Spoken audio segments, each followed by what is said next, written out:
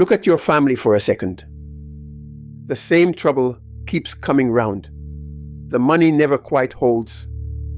The same temper in 3 different men. The same silence where a conversation should be. You have noticed it. You were not imagining it. And somewhere along the way, somebody told you what it was. A curse. Something put on your bloodline. And if you want it lifted, there is usually a person, and there is usually a price.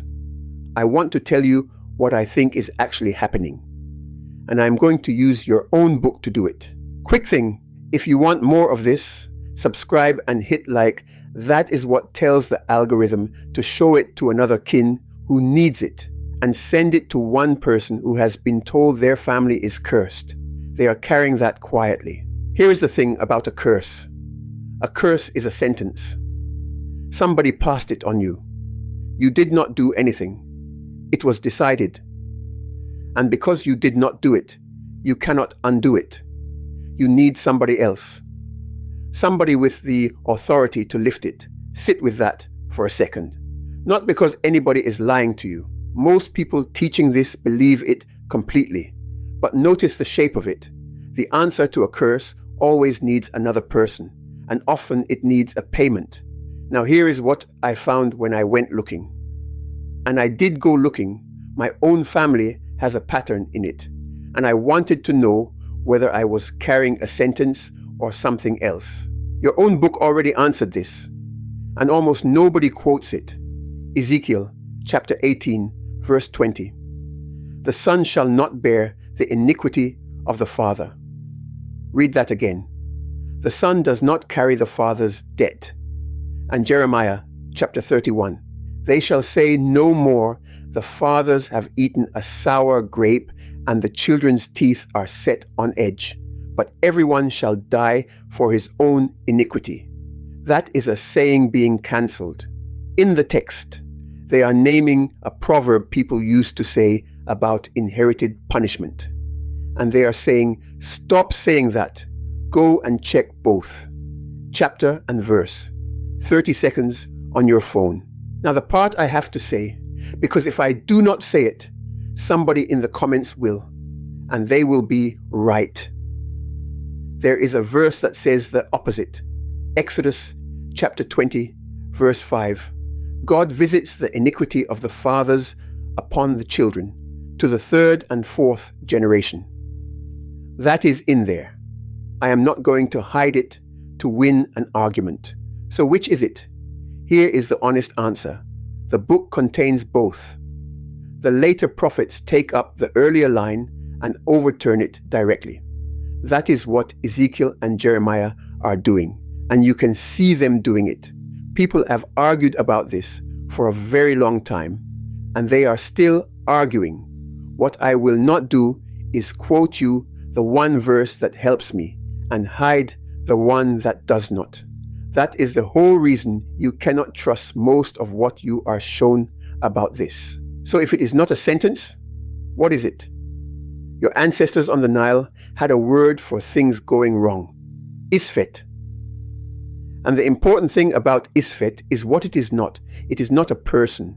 It is not a punishment. It is a condition. Think about damp in a house. Damp travels. It comes up the wall, it gets into the next room, and if nobody deals with it, the family that moves in after you inherits it. Nobody casts damp on you. Nobody is doing it to you.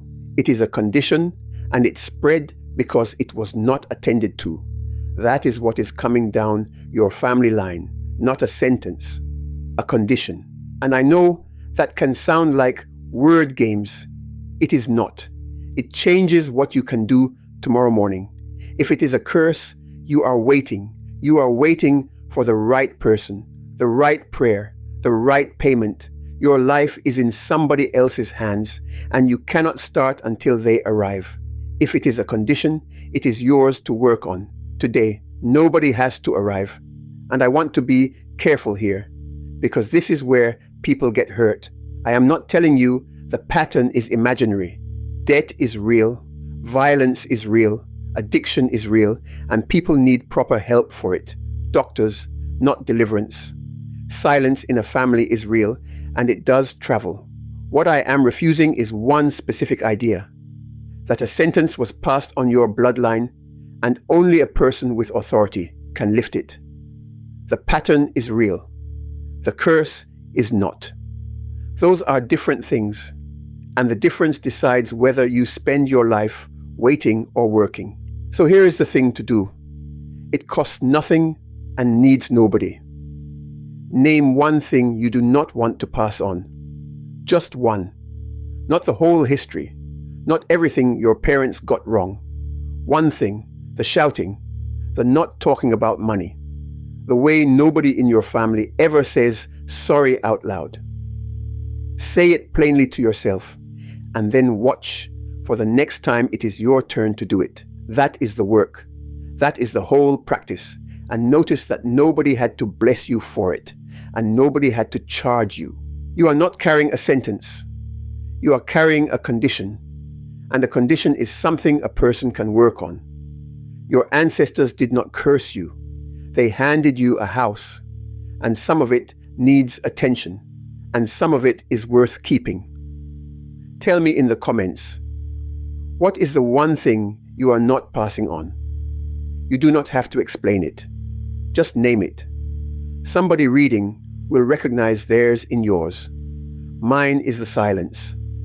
Nobody in my family talked about anything that mattered until it was too late to fix it. That one stops with me.